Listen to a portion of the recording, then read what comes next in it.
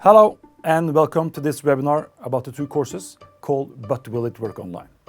Both of them are developed to help teachers and instructors moving their courses and learning activities online. Like most military educational institutions, we have teachers and instructors with various backgrounds and experience. Some are military experts coming directly from the operational environment, and some are civilian experts in different areas. They all have in common that they not necessarily have insight in areas like learning theories, pedagogy, didactical methods, and learner motivation. And even more so, most of our faculty and staff have limited knowledge and experience in how to develop and use online learning methods, tools, and content. That's why we, together with other governmental agencies in Norway, the Canadian Defense Academy and Allied Command Transformation, came together and developed the two e-learning courses we are talking about today. Still, the main teaching method at the University College is self-study of syllabus and the classroom lectures. In general, we can say that in a course here at the University College, about 25% of the time is used for classroom lectures, and around 45% is set aside for individual self-study. Only around 10% is used for group activities. Using online learning can certainly lay the ground for changing that, and at the same time free up time to implement more student activity and secure even deeper learning. One of the challenges we have with implementing online learning is the misunderstandings and preconceptions about challenges, possibilities, and the benefits of using online learning. The first e-learning course is called But Will It Work Online, and that's no coincidence. Working with leadership and faculty, we are often met with comments like, well, yes, I understand that I don't have to do my lecture in the classroom. You see, I need to see my students when I'm guiding them. Yes, student activity is very important. You know, in my subject, reading the syllabus is paramount.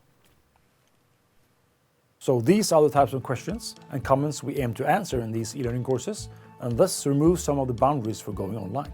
The first course is covering many topics about education and learning in general, giving a basic insight in terminology, definitions, and explaining what this means if you use them as a basis for your course.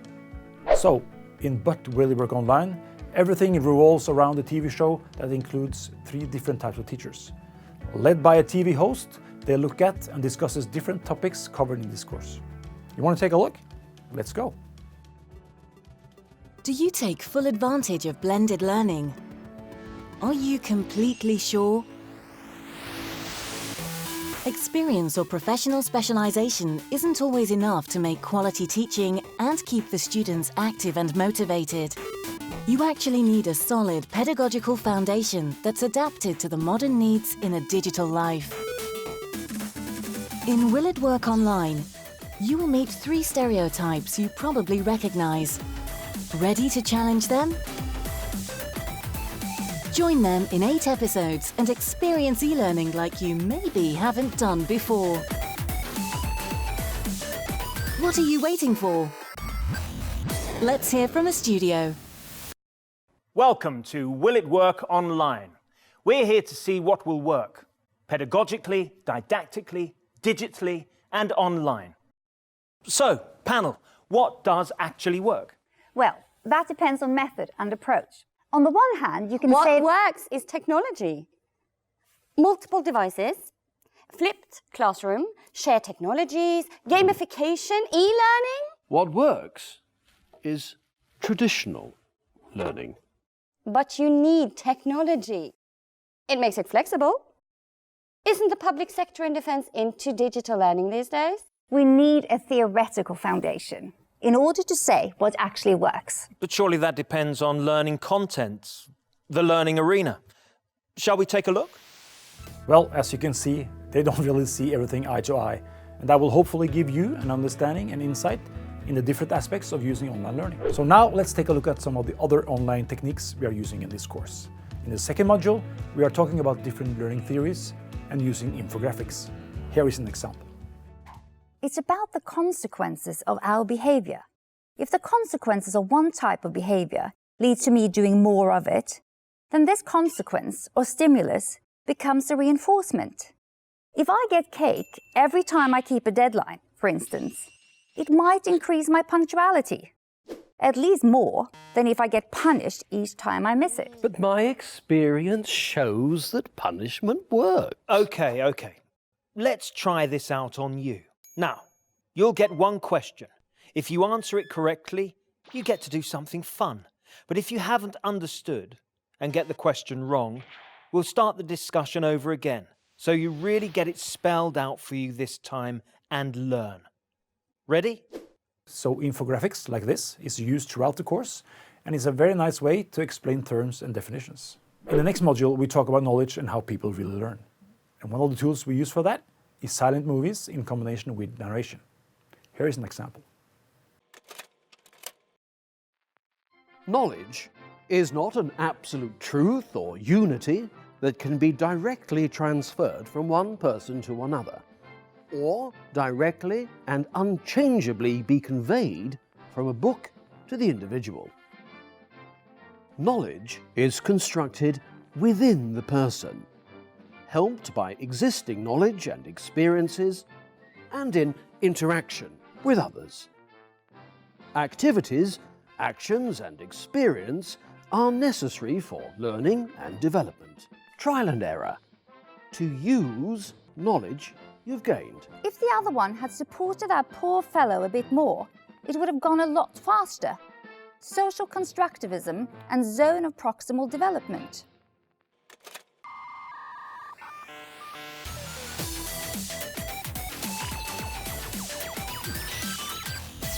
Our participants don't know what they're trying to arrive at, but it's something crucial towards learning and attention. Let's play 20 questions.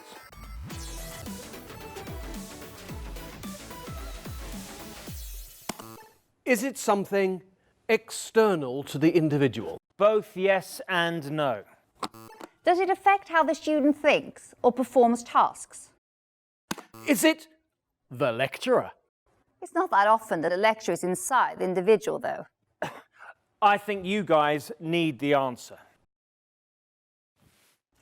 Of course. Motivation. Correct. But what motivates and what doesn't motivate? I hear you've been out doing some research. What? Have I?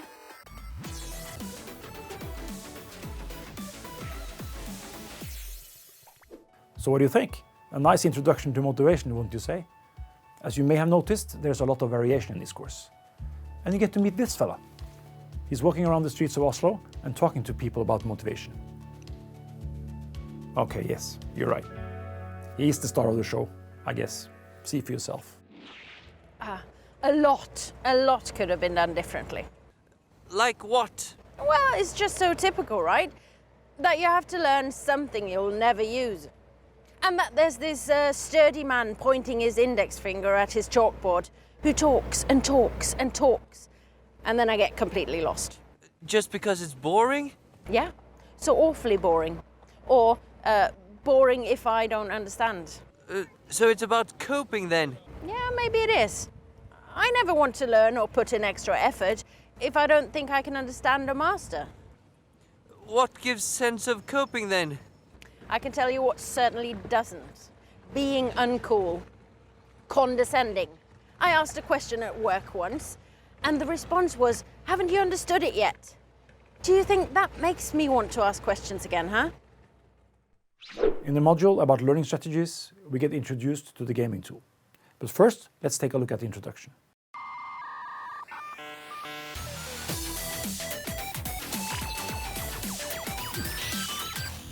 Learning strategies.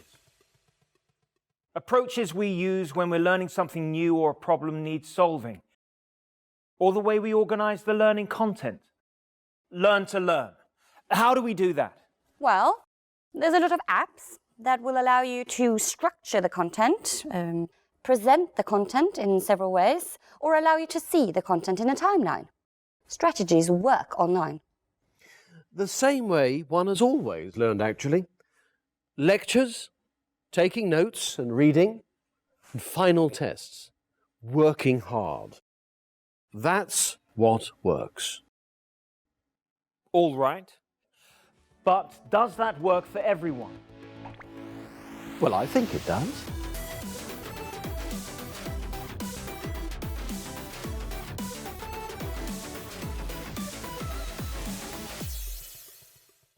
When you're in the game, You talk and interact with our friend the host and other characters, and you're discussing about learning strategies. And you're actually using a Game Boy when you chat with them. Here's an example.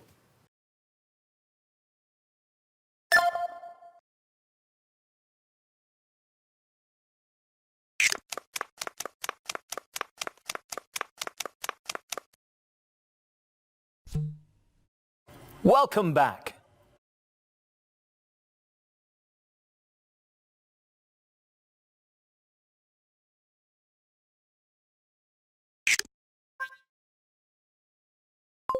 Learn to learn?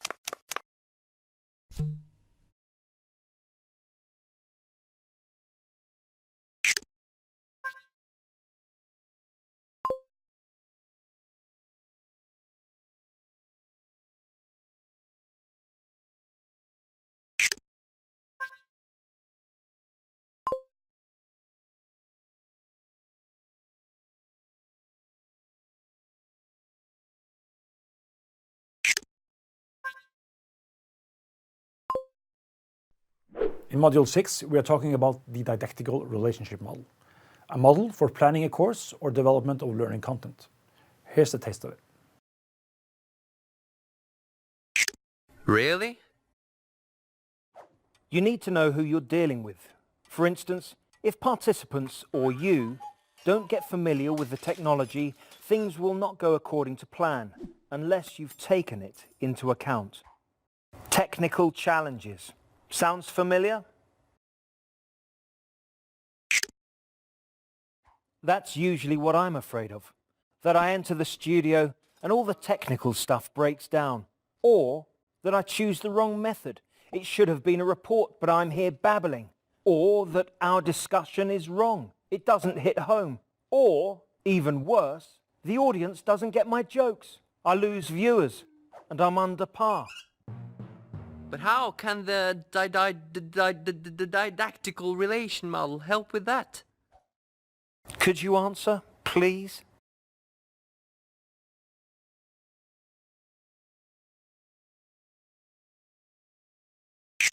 It's like you took the words right out of my mouth.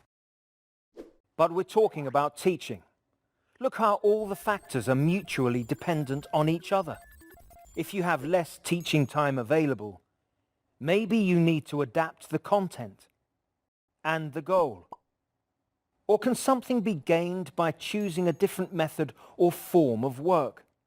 Less resources are quite common, or that other conditions change. Have you ever had such experiences? As I mentioned before, this course have great variation in interactivity and tasks. Yes, I know, often it's only drag and drop, but in this case it's cool. See for yourself.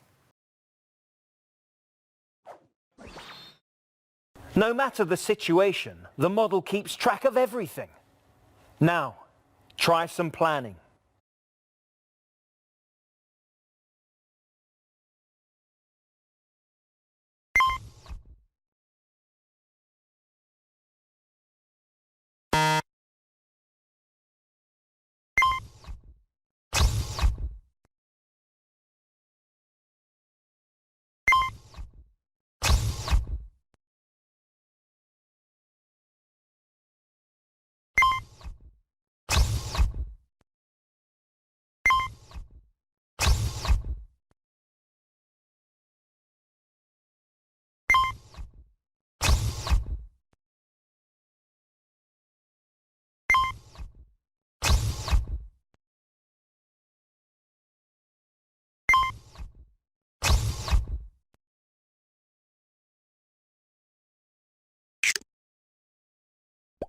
So one big question is, how do you plan a course or the development of learning content?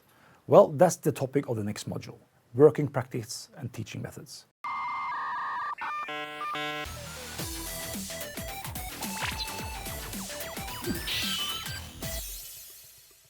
I've received a good deal of response from our viewers. One is tired of the teaching methods never being adapted to content, and another wants collaboration methods where everyone actually contributes. Common questions? Well, I guess variation is the key word. Again, it's easy to forget. Yes, maybe these blended learning approaches are actually a good thing. There are several ways to collaborate. Well, today we have noodle dogs. Tomorrow we'll have poodle dogs. I mean, technology is in constant development. Do we have any examples of collaborative methods and teaching methods? I suppose you've spoken to an expert. Oh yeah. What do you think the viewers would like to know more about?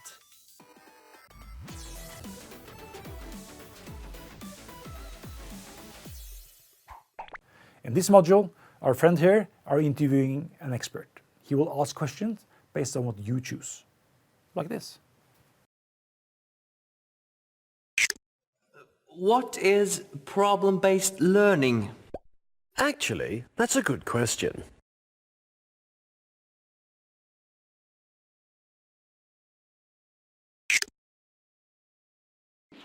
Problem-based learning is about finding a solution to a complex problem or task.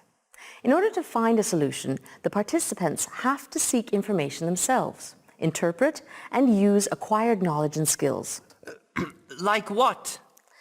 Well, you're placed in the woods. You know that you're going from A to B. You've got a map and a compass. But the rest is up to you. Like a case? Yeah.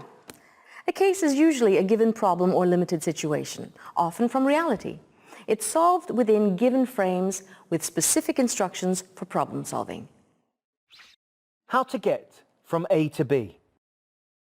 The last module in the first course is about assessment. Our TV host goes for the good old written exam, and that creates a bit of tension. See what happens.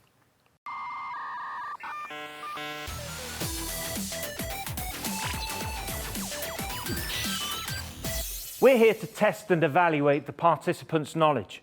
They're taking written test, but they don't know why, and they haven't had an opportunity to prepare for it. Clever, eh? So, guys, how's it going? We don't even know how we're being assessed or why. Are these questions even relevant? What about the learning process we're in? And shouldn't this be digital? Well, quite. No, the very it shouldn't be least digital. we could Honestly, expect are you is to be ridiculous? told It at should this be stage directly why founded, we're if doing what anything. we're Hey! doing. You're supposed to be quiet during a written test. That goes for you too. You will find a lot of examples of different ways of conducting assessment in the rest of the module.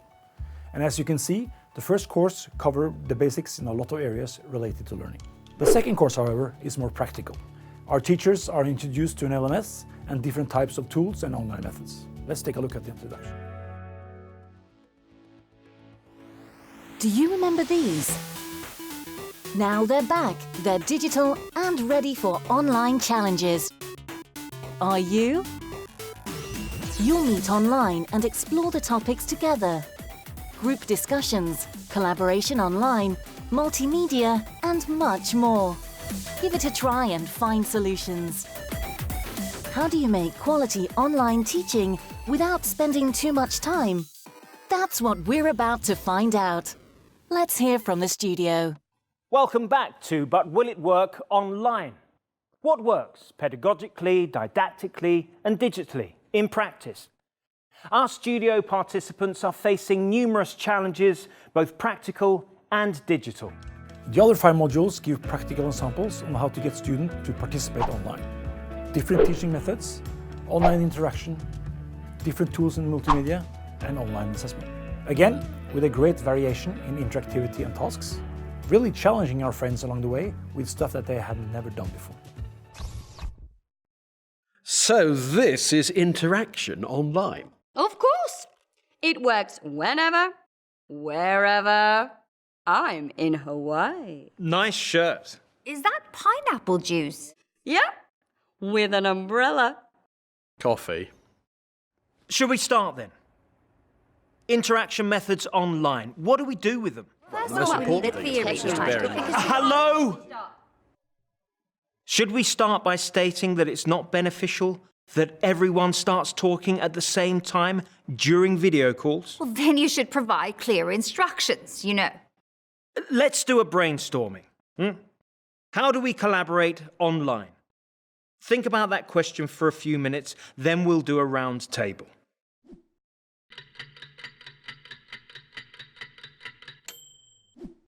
Looked familiar? Well, online meetings can sometimes be a challenge.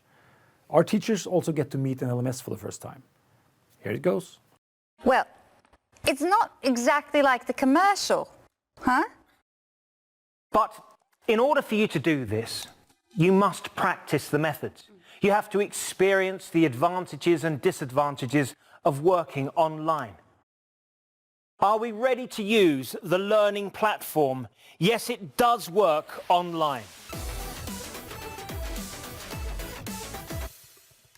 I can't get in.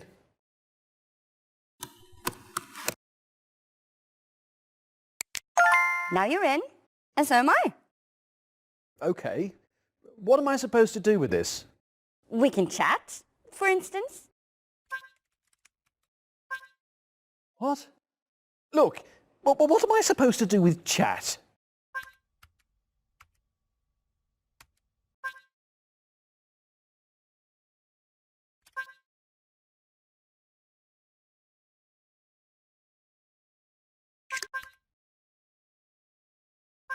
Goodness me, now there's another one here.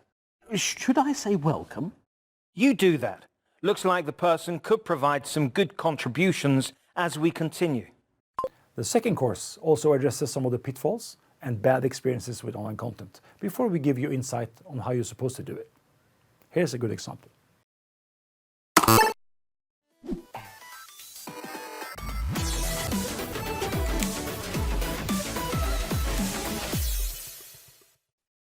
Hey, it's only you and me now, and an e-learning course. We're about to dive deeper into the use of multimedia in teaching. Welcome to this e-learning course in multimedia elements. In which teaching methods can you use multimedia? What are Mayer's principles for multimedia and learning? How do you use multimedia to promote learning? Click the Next button to start the course.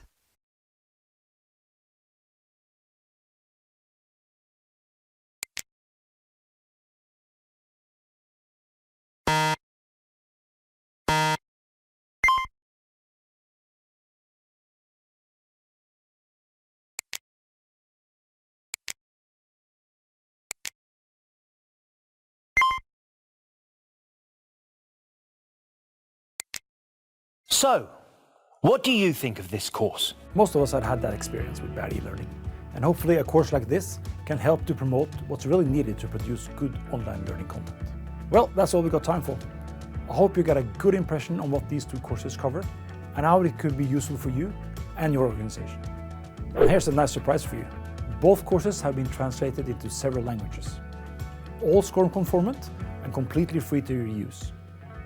If you want to get a hold of these courses, please contact ADL and they will point you in the right direction. You can also take the courses through the Nordic ADL website. Just go here. Well, thanks for watching. I will let our friend the TV host sum it all up. Take care. The fact is, there's not one right answer when it comes to pedagogical and didactical questions. What works digitally and online? That's what you need to discover. We've been on a digital journey within the world of online teaching and learning. And now it's over. Learning theories, teaching methods, assessment, didactic relation model, learning strategies, collaboration. But will it work online? Yes, it does work online.